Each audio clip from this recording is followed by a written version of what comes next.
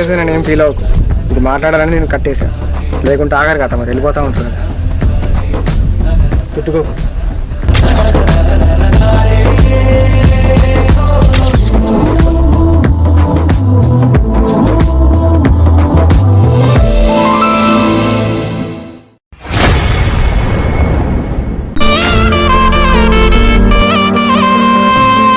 నీ వెనక ఎందుకు పడుతున్నావు నీకు తెలుసు కదా, నీకంటూ క్లారిటీ ఉంది కదా.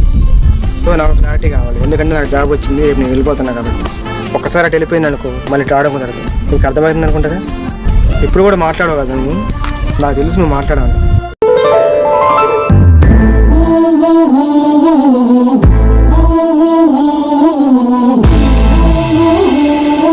బాగా ఆలోచించుకో.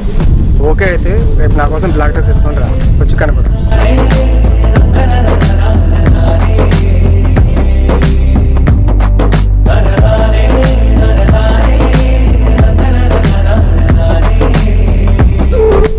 కట్టేసా నేను ఏం ఫీల్ అవ్వకు.